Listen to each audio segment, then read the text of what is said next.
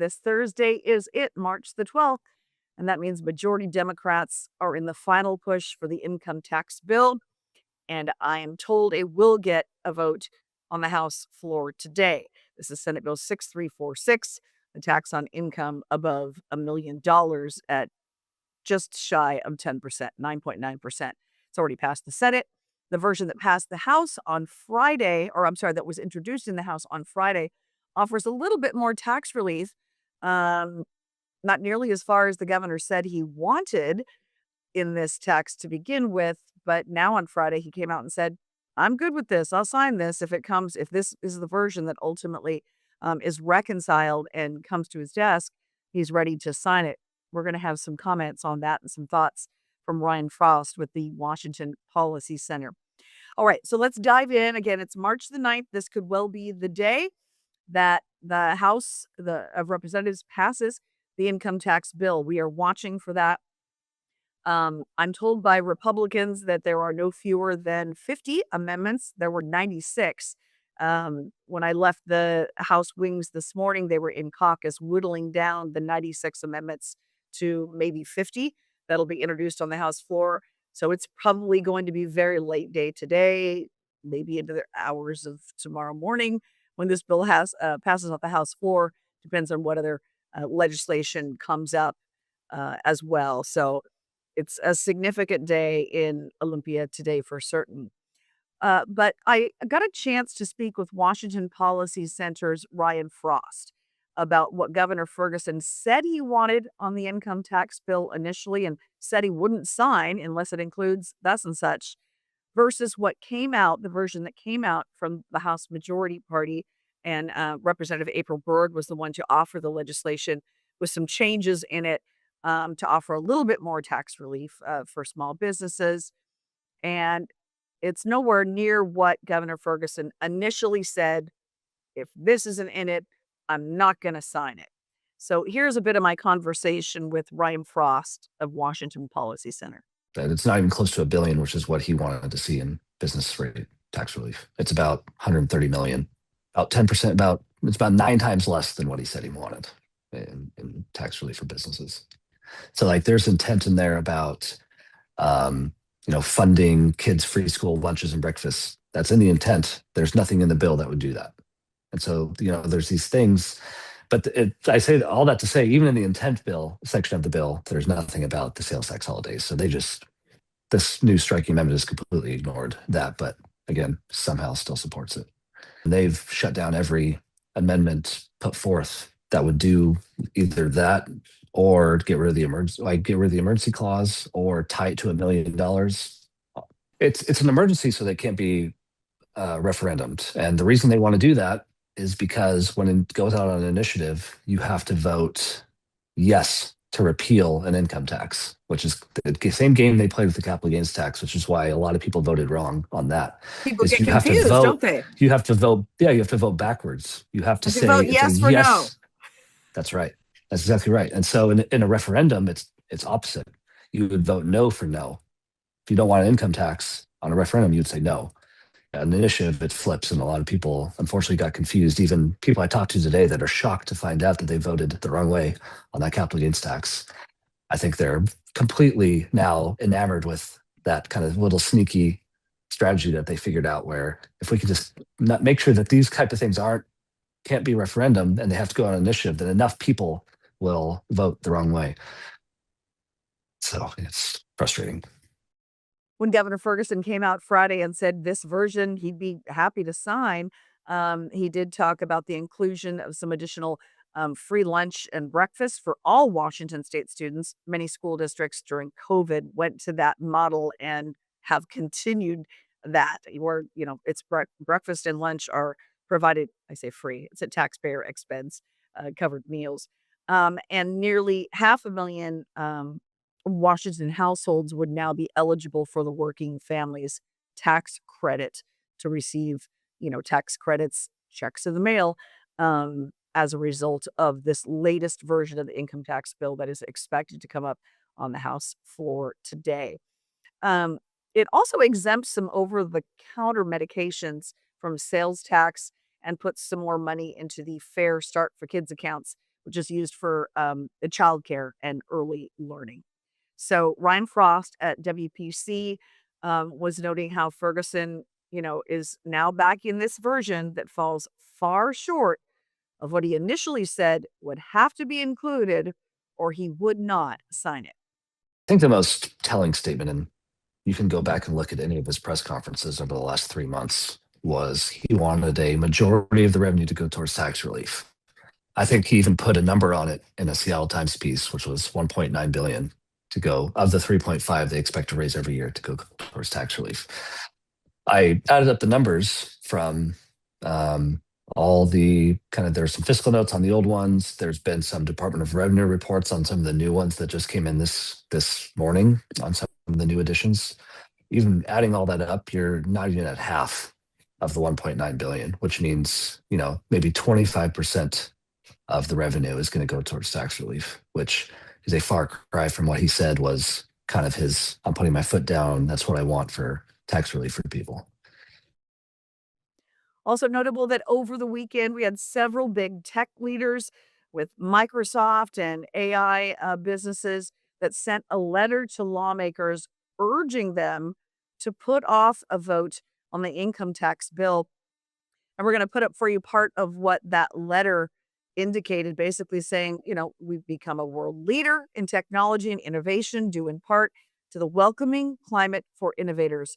As a result, we're now home to some of the most innovative people from across the planet. People from across the globe have enriched our innovative economy and community because our business climate welcomed companies that made our state a magnet for entrepreneurs. They strongly encouraged postponement of this vote on the income tax bill until next year. So, more pushback from big tech. You recall early on, we had Brad Smith with Microsoft coming out, against the income tax bill. Then a version was introduced that was going to give some, a tax relief, I guess, for some of the largest corporations in the state, with B&O tax relief sooner than was going to be originally offered.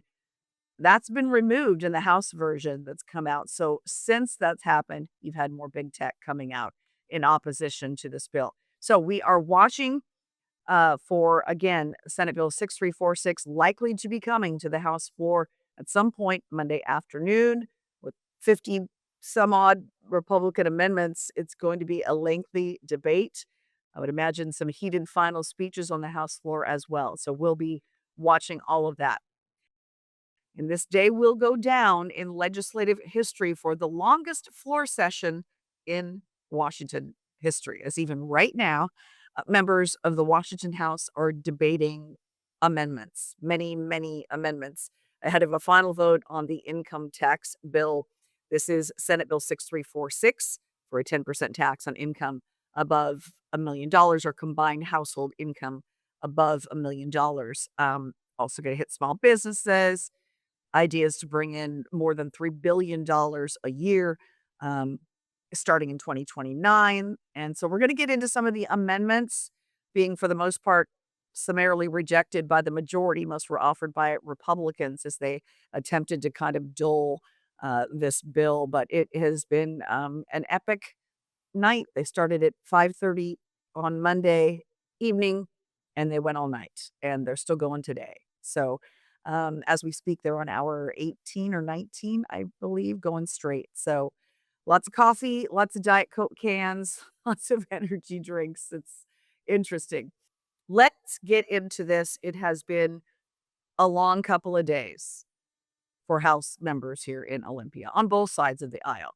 They started debating the income tax bill, Senate Bill 6346, at about 5:30 on Monday, late afternoon, early evening. And there were 80 amendments that were offered, most of them by Republicans, but 80 amendments in all. They went at it all night and kept going this morning. I went home. I watched on TVW, maybe some of you did too, until very late in the evening. And then when I woke up this morning and got back on TVW to see, I assumed they'd be done. I assumed there was final passage. They were still going. And it was pretty incredible.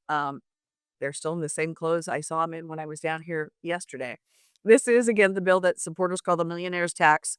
Opponents believe it is unconstitutional and will bleed down eventually to be a tax on everyone's income in the state of Washington, no matter how little money you make. They expect about 30,000 people or so will be impacted to contribute more than $3 billion a year for all kinds of things.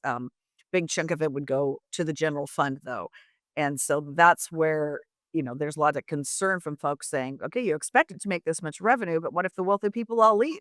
What if all the business developers, don't want to, keep their domicile here, relocate their employees to another more tax-friendly state?" Governor Ferguson has said he's willing to sign the latest version that is on the House floor, so Republicans are basically just giving it all they've got, wanting people to know that they didn't give up without a fight. So this morning, I caught up with Representative Drew Stokesbury of Auburn. He stepped off the House floor to give me an update, and here's that conversation. Democrats want to create a generational change in Washington's tax code, and we're going to put up a generational fight. We were sent down here to oppose an income tax. We've got 39 members. We're in the minority, but our constituents, we think deeply, deeply oppose an income tax because we know that an income tax on anyone today is going to be an income tax on everyone tomorrow. And so we think our constituents want us to use every tool at our disposal to beat back the income tax. So that's why you've seen so many amendments, so many procedural motions, so many oral roll calls. We also think that this has been rushed. We're in a 60-day supplemental session. We're supposed to deal with the state's sort of emerging needs, not do complete overhauls of our tax code. But what's even worse is the version that we're about to vote on the income tax. The version didn't even come out until last Friday. We had less than 24 hours to request amendments to the new version, less than 48 hours to draft amendments, less than 24 hours to review those amendments that were filed. There's just not enough time to do all this appropriately. Look, I'm going to oppose an income tax no matter what, but if Washington's going to have it, we shouldn't do it in a haphazard manner. And so we are trying to make this take as long as possible so that we can continue to work even in real time as the bill is being debated on the floor with our Democrat colleagues to persuade them to make changes to their bill or even vote it down entirely. It's kind of funny. You look at the members' desks on the House floor, and you can see empty energy drink cans, Diet Coke cans, coffee cups. um, they've all been up since early Monday. And a couple of members that I spoke to Monday when I was here told me that they didn't sleep much the night before because they were working on amendments in preparation for the income tax debate.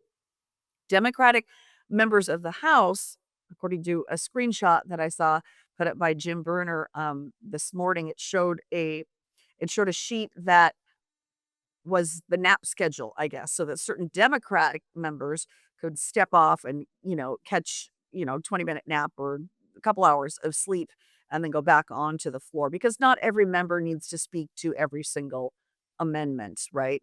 You don't want to you want to make sure that if it's your amendment coming to the floor that you're there, but otherwise, they kind of did a sleep shift. So some of the Republicans this morning were mocking that a little bit. They said, "We didn't take any naps. We've been here all night. We're not going anywhere." Um, Giving it all they've got. So I want to share with you just a little bit about a few of the amendments, and I am going to be putting up an article this afternoon. But one of the amendments, I'll just read this. It said to remove the sales tax on services. Remember that passed last year. A lot of what they call unintended consequences. That one was shot down. Another one offered by a Republican says if you're subject to income tax in another state, you don't have to be double taxed here in the state of Washington for your income. That one was shot down. And then one sought to expand the sales tax break on diapers and other baby products to include adult diapers. That one was also rejected.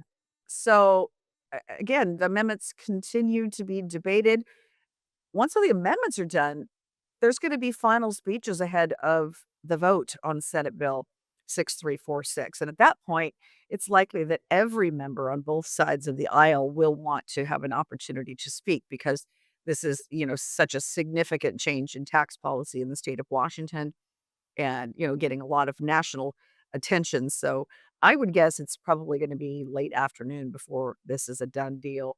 But we're going to be there and we'll bring you updates on that as well. I did, though, late Monday have a chance to catch up with Morgan Irwin.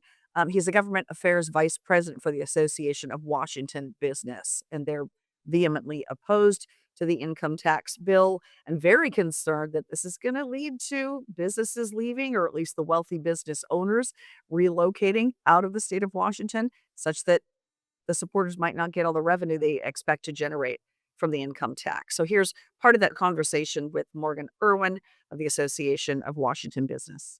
When you are looking at their fiscal notes saying, hey, we're going to raise all of this money starting in 2029, we're just very concerned that that's not actually going to be the case. And when they don't raise as much money as they thought they were going to because people move out of the state or they devise tax shelters between now and then when they hit yet another revenue shortfall, they will look for other ways to expand this program. And that's the beginning of expanding this and making it an income tax on everybody in the state as opposed to just high wage earners.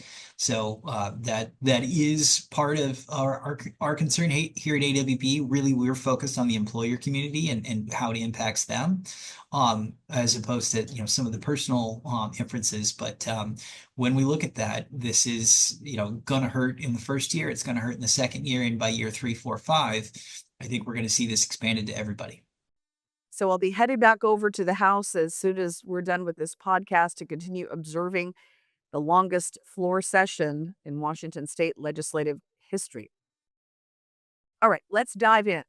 It was about 6 o'clock last evening. The House of Representatives wrapped up the longest floor session in legislative history in Washington. It was about 24 and a half hours of debate. 80 amendments. Majority Democrats then ultimately passed the income tax. And members were a little rummy, tired, punch drunk, whatever you want to use to describe that. And some were catching like 20-minute cat naps in the wings on couches. It was interesting. I was watching them actually just like lean back in their chairs and close their eyes and sort of fall asleep and then catch themselves. I mean, who can blame them? Many of these people had been up for 40 plus hours at that point. So Republicans ran all those amendments, I'm told, because they wanted to put some daylight on this income tax bill that they consider to be one of the most consequential pieces of legislation to ever come up in this body. By final passage speeches, some members were growing a bit weary, and there were some funny, maybe, comments made.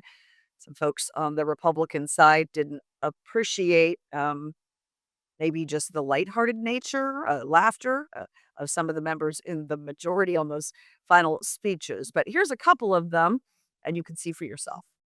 There's a myth floating around today and yesterday that capital will leave Washington, this whole concept of capital flight. The truth is, millionaires would pay more in other states, Madam Speaker. Even our youth today appreciate when we talk about the difference between 6, 7 figures. If somebody is making over 7 figures, they still pay less. For example, if you're making 1.2 million here in Washington, you get that first milli free, and you're only paying taxes on the 200 grand, about 20,000. Over in Idaho, you're going to be paying about 68K. Oregon has the 9.9% on that first dollar, like we've talked about. They're just not giving that free milli like we're doing here in this bill. Massachusetts and Minnesota already passed a tax on high earners. And all the terrible predictions that we're hearing about people leaving those states, it didn't happen. This is why you've heard us voting down amendment after amendment after amendment. In Massachusetts, the number of millionaires increased by over 30% in the years after passage, leaving a million here, a million there.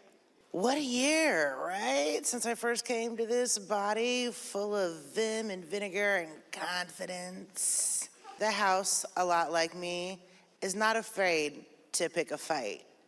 It's not afraid to throw down, as you have seen for the last 24 hours of uninterrupted Thunderdome. All of my colleagues are feral for justice in their own ways for their own districts, and I appreciate each and every one of them. And the space that we're standing in right now, millionaires, not you and I, Madam Speaker, but millionaires pay 4% of their income in taxes. Working folks like me and you pay about 11%. And the only thing I like less than a fight that I probably picked is something that is that egregiously and obviously unfair. fair. The millionaires that are subject to this tax just got a big old tax break from the FedGov with H.R. 1. So maybe they won't mind contributing here at home. Maybe they want to contribute sustainably to our shared prosperity and our shared future. I am so excited that one of our priorities this year was to make Washington affordable again. At one point on the floor last night, just ahead of final passage, Majority Leader Joe Fitzgibbon of West Seattle, he stood up and said, it's not up to us to determine whether or not this income tax is constitutional.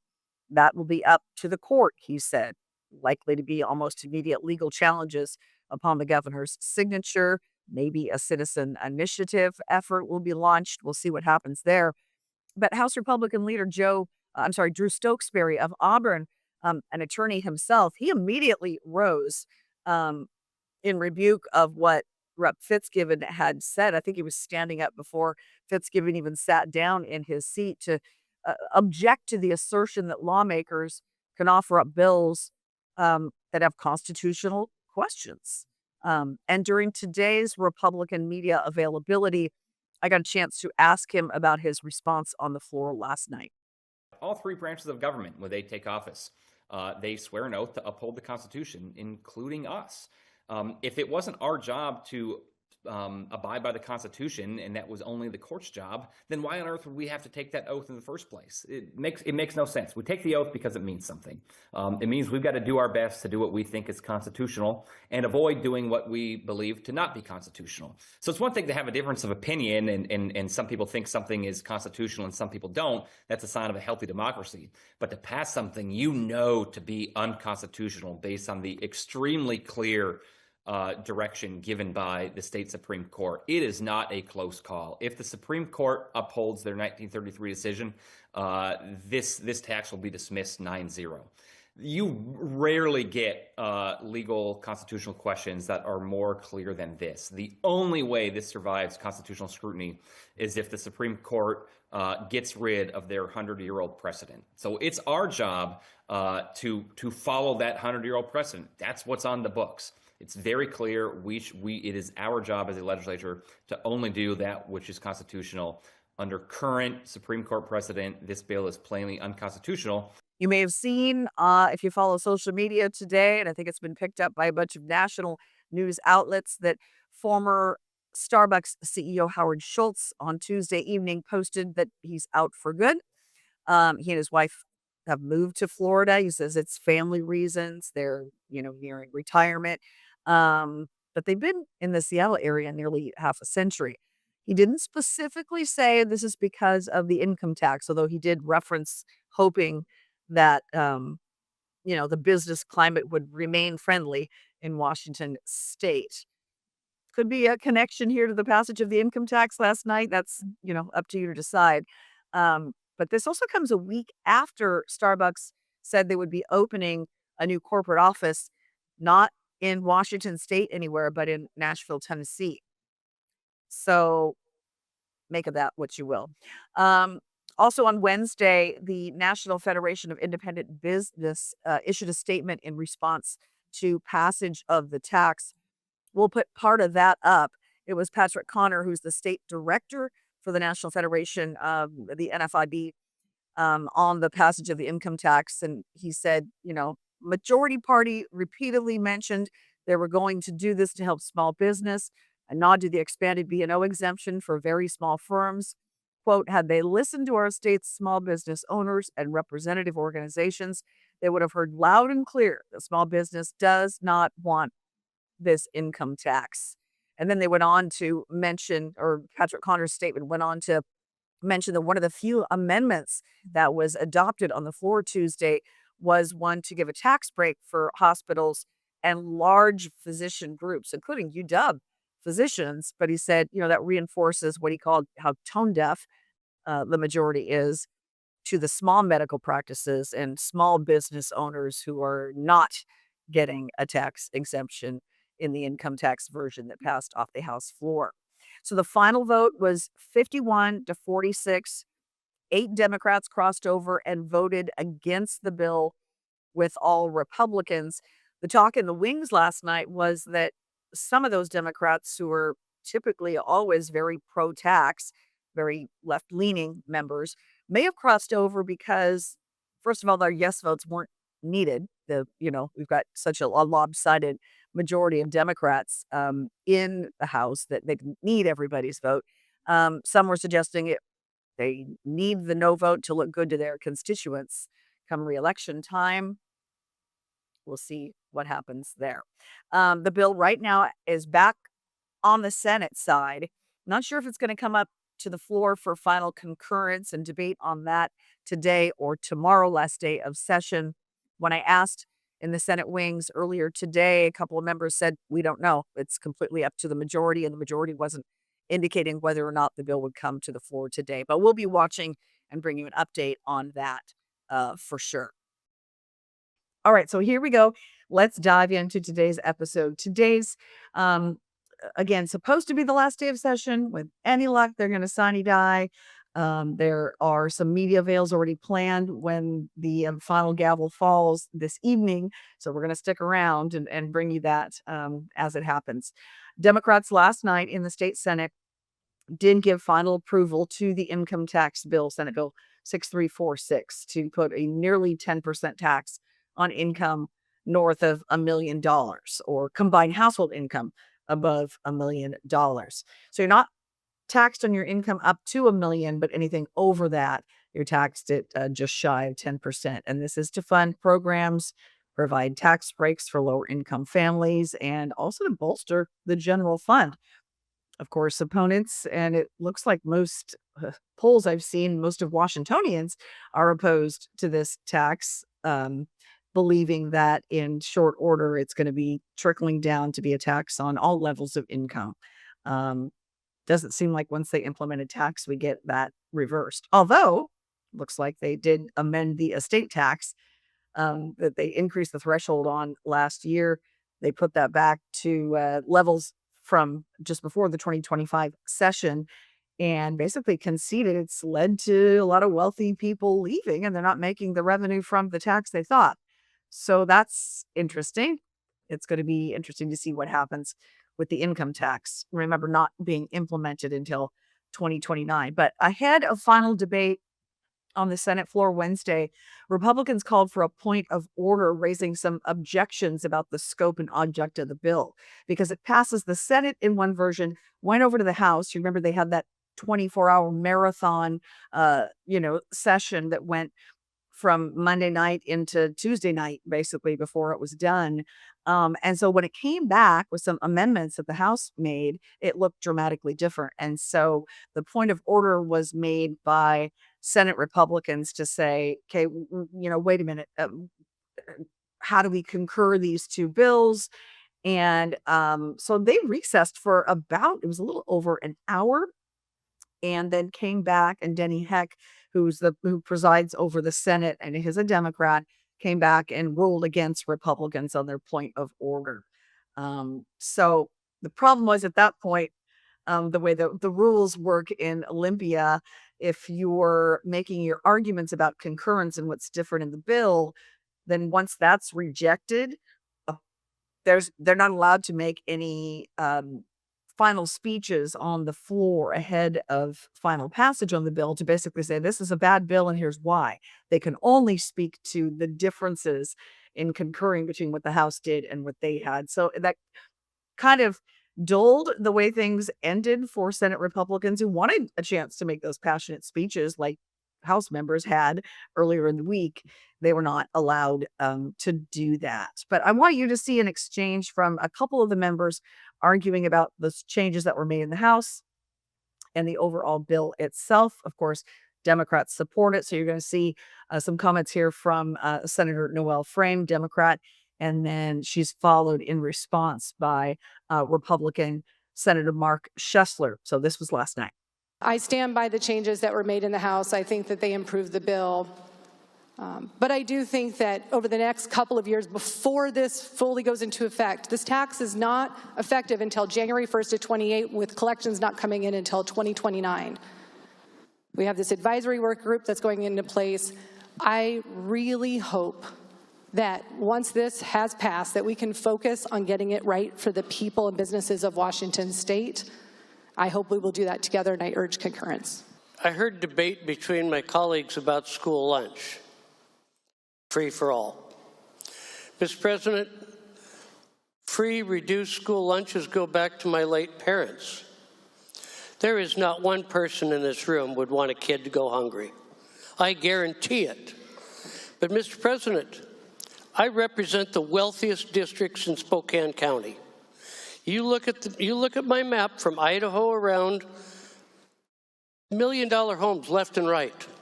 And we're going to give their kids a free meal? So we're going to give rich kids free meals out of an unconstitutional income tax based on this. One of the concerns has been the marriage penalty. I don't think we should punish married couples. This morning, I had a chance to interview Patrick Connor with NFIB. He's the Washington State Director for the Independent Business Group, and they advocate for small and independent business owners all over the country. But he is the president for here in Washington, or the executive director for here in Washington.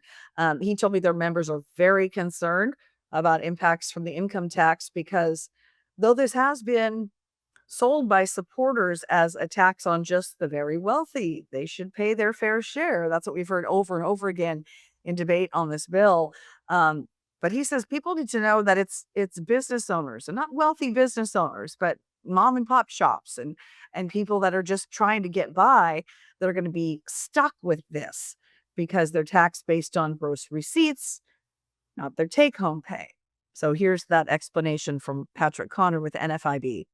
We're particularly concerned about the millionaire tax because we believe that it targets small business owners, specifically those businesses that are organized as what they call a pass-through entity, meaning that an individual business owner reports their business income as well as losses on their personal income tax form.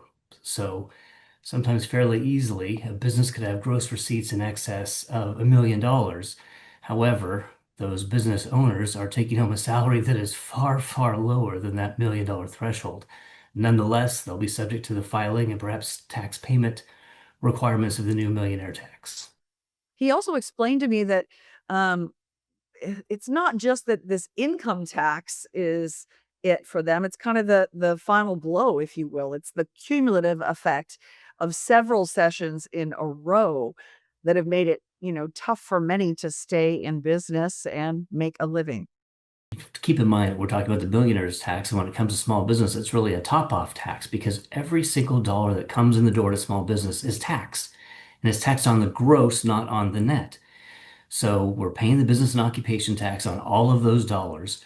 And so now with the millionaire tax, if the governor signs it, we're going to be put in a position to where those small business owners who have already been taxed on those dollars have to go through and, based on some somewhat complicated calculations, figure out first their federal adjusted gross income, then figure out their Washington-based tax, and determine if they haven't paid enough taxes already, and then have to pay an additional nearly 10% tax on business earnings potentially above that $1 million threshold, which we think is going to cripple the number of small businesses or encourage them to look elsewhere. So 3 Democrats in the Senate ended up joining all Republicans in opposition, but the bill passed the Senate, and then the legal challenges, perhaps citizen initiatives, are likely to be launched in very short order. We're already hearing rumblings of that. So stay tuned for what is next, because this is not, Republicans aren't just going to lay down on this one for certain.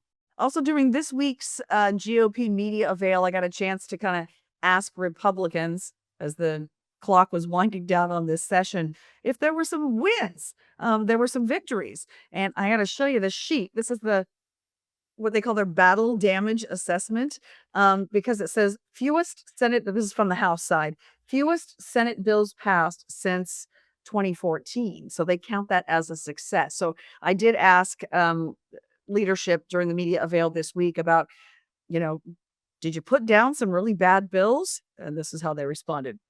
I think in the Senate, probably the ag unionization bill was the most important bill we stopped. That bill would have, had an enormous negative impact on the ag sector in our state that's already struggling badly because of bad policy put in place by the Democratic majority over the last few years. So I think broadly for our constituents, that was probably the biggest deal we saw in the state Senate. I do think one exciting thing for Republicans is that for the second session in a row, we took down the new Attorney General's top 2 legislative priorities, a bill to make violation of a permit a felony.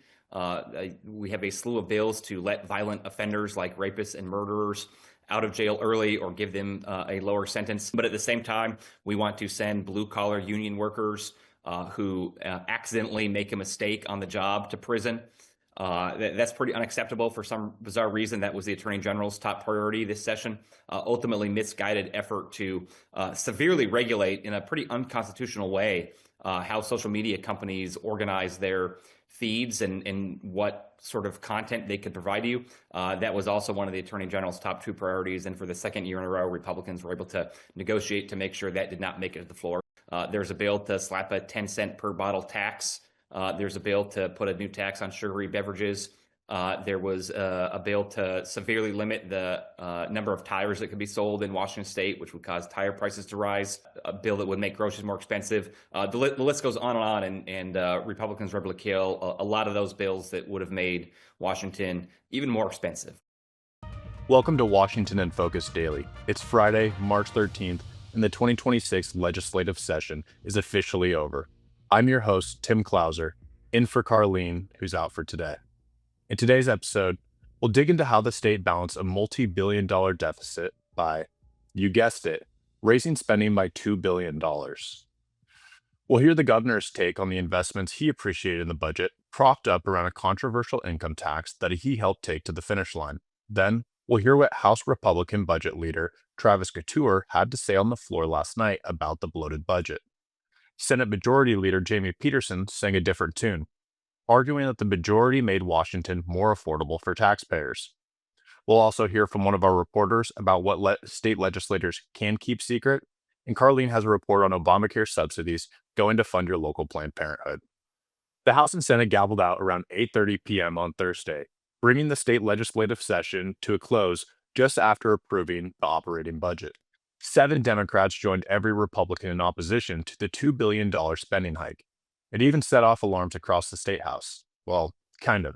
After the House sent the operating budget to the Senate for final approval, someone or something set off the fire alarms, sending both chambers back to caucus for a little while. It didn't stop the majority party from passing its spending package, though. After a quick debate in the Senate, the deed was done. The budget balances out over 4 years due to a few things. First, Democrats cut millions in childcare subsidies, public education, and more. Then, they pulled nearly half of the state's reserves into the general fund to help fill the hole, promising to backfill the rainy day fund in 2029 after reserves build back up. But that can only happen if the party's potentially unconstitutional income tax doesn't fall apart before it takes effect in 2028. The plan was to wait for the tax to raise $2 billion or more, then snag millions of dollars from a pension fund for first responders to plug the rainy day account. If the income tax is blocked by the courts or an initiative on the ballot, that pension money could end up filling another general fund deficit in the future. That would set a dangerous precedent of turning to retirement accounts to inflate spending, though Democrats argue this one is more than solvent enough to handle the blow. The budget did include some perks for taxpayers, but Republicans say that's offset by an increasing tax burden that is pushing Washingtonians and businesses to other states. After the final gavel, Governor Bob Ferguson held a press conference where he touted the Democrats' achievements throughout the session. I asked for historic investments in housing to respond to the housing crisis that we have. Invested over $200 million in affordable housing. It's a record for a supplemental budget in Washington state. I asked for a truly historic investment in our infrastructure, our roads, our bridges. A 6-year investment in infrastructure of $1.5 billion, and they met every penny on that one. So that will make a huge difference for us in making a big step forward on addressing the real backlog we have of trying to get our infrastructure where it needs to be, which helps people, which helps our economy, and which is good for jobs. The millionaire's tax, obviously, I called for adopting that and was specific that, hey, we need to put a significant amount of the revenue from the millionaire's tax back in the pockets of Washingtonians and business owners. And by any fair measure, they did that as well. In my Say the State, I specifically called out the Working Families Tax Credit to increase that, and they increased it to the tune of adding 460,000 families across our state will now receive the Working Families Tax Credit. Check, literally in the mail, between $300 and $1,300. Big tax break for business owners, and all the other things you saw in the millionaire's tax of dollars back in the pockets of Washingtonians. So I was extremely pleased with the free meals, breakfast and lunch for our K through 12 students. Big priority of mine when I ran for office. House Republican budget leader Travis Couture took a very different view, pleading with Democrats to vote against the massive spending increase amid back-to-back budget deficits. He ran through the sacrifices Democrats made at the expense of taxpayers in this budget. After Washingtonians shouldered the largest tax increase in state history last year. I want to talk a little bit about what this budget does.